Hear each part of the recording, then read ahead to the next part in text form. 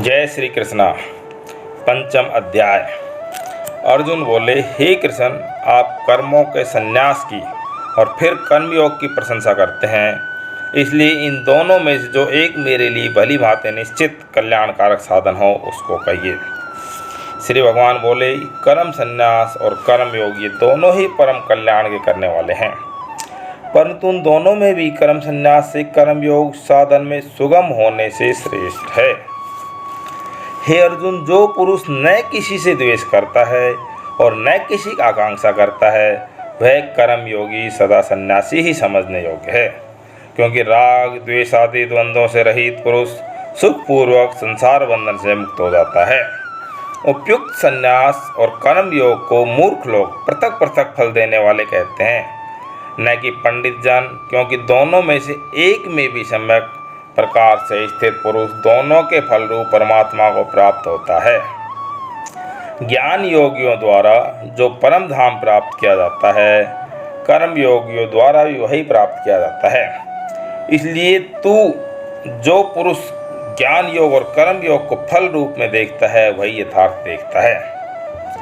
परंतु हे अर्जुन, कर्म योग के बिना संन्यास अर्थात मन, इंद्रिय और शरीर द्वारा होने वाले संपूर्ण कर्मों में कर्तापन का त्याग प्राप्त होना कठिन है, और भगवत स्वरूप को मनन करने वाला कर्मयोगी परब्रह्म परमात्मा से शीघ्र ही प्राप्त हो जाता है। जिसका मन अपने वश में है, जो जितेंद्रिय और विशुद्ध अंतःकरण वाला है, और संपूर्ण प्राणियों का आत्मरूप परमात्मा ही जिसका आत्मा है, ऐसा कर्मयोगी कर्म करता हुआ भी लिप्त नहीं होता। तत्व को जानने वाला सांख्य योगी तो देखता हुआ, सुनता हुआ, स्पर्श करता हुआ, सूंघता हुआ, भोजन करता हुआ, गमन करता हुआ, सोता हुआ, श्वास लेता हुआ, बोलता हुआ, त्यागता हुआ, ग्रहण करता हुआ तथा आँखों को खोलता हुआ और मूंदता हुआ भी सब इंद्रियां अपने अपने अर्थों में बरत रही है, इस प्रकार समझकर निसंदेह ऐसा मानने कि मैं कुछ भी नहीं करता हूँ। जो पुरुष सब कर्मों को परमात्मा में अर्पण करके और आसक्ति को त्याग कर कर्म करता है, वह पुरुष जल से कमल के पत्तों की भांति पाप से लिप्त नहीं होता। कर्मयोगी ममत्व बुद्धि रहित केवल इंद्रिय, मन, बुद्धि और शरीर द्वारा भी आसक्ति को त्याग कर अंतःकरण की शुद्धि के लिए कर्म करते हैं। कर्मयोगी कर्मों के फल का त्याग करके भगवत प्राप्ति रूप शांति को प्राप्त होता है, और सकाम पुरुष कामना की प्रेरणा से फल में आसक्त होकर बंधता है। अंतःकरण जिसके वश में है, ऐसा सांख्य योग का आचरण करने वाला पुरुष न करता हुआ और न करवाता हुआ ही नव द्वार वाले शरीर रूप घर में सब कर्मों को मन से त्याग कर आनंद पूर्वक सच्चिदानंद घन परमात्मा के स्वरूप में स्थित रहता है। परमेश्वर मनुष्य के न तो कर्तापन की, न कर्मों की और न कर्म फल के संयोग की ही रचना करते हैं, किंतु स्वभाव ही बरत रहा है। सर्वव्यापी परमेश्वर भी न किसी के पाप कर्म को न किसी के शुभ कर्म को ही ग्रहण करते हैं, किंतु अज्ञान के द्वारा ज्ञान ढका हुआ है, उसी सब अज्ञानी मनुष्य मोहित हो रहे हैं। परंतु जिनका वह ज्ञान परमात्मा के तत्व ज्ञान द्वारा नष्ट कर दिया गया है, उनका वह ज्ञान सूर्य से दृश्य उस सच्चिदानंद घन परमात्मा को प्रकाशित कर देता है। जिनका मन द्रतूप हो रहा है, जिनकी बुद्धि द्रतूप हो रही है, और सच्चिदानंद घन परमात्मा में ही जिनके निरंतर एक ही भाव से स्थित है, ऐसे तत्परायण पुरुष ज्ञान के द्वारा पाप रहित होकर अनुरावर्ति को और परम गति को प्राप्त होते हैं। वे ज्ञानी जन विद्या और विनय युक्त ब्राह्मण में तथा गो, हाथी, कुत्ते और चांडाल में भी समदर्शी ही होते हैं।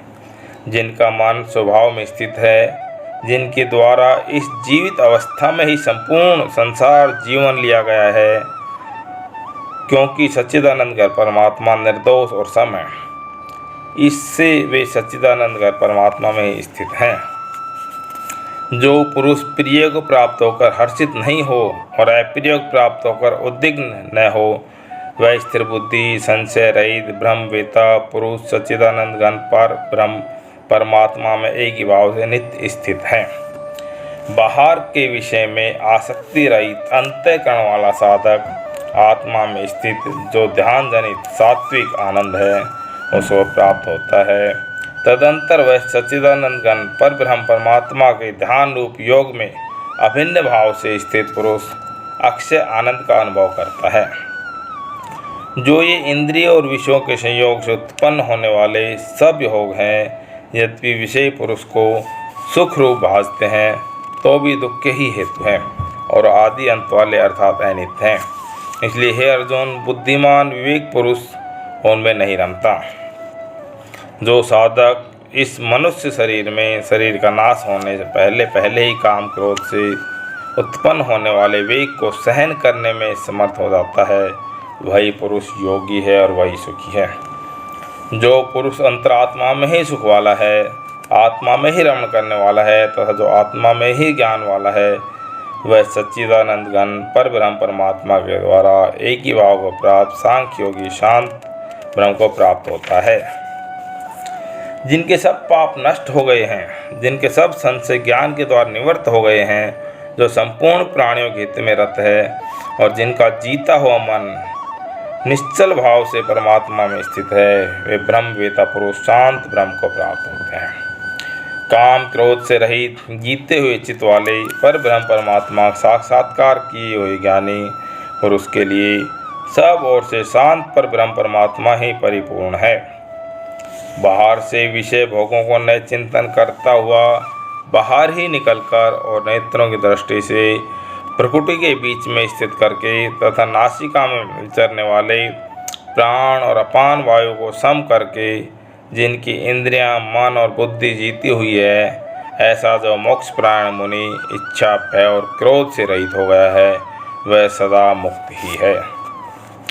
मेरा भक्त मुझको सब यज्ञ और तपों का भोगने वाला, संपूर्ण लोकों के ईश्वरों का भी ईश्वर तथा संपूर्ण भूत प्राणियों का सुहृदय अर्थात स्वार्थ रहित दयालु और प्रेमी ऐसा तत्व जानकर शांति को प्राप्त होता है।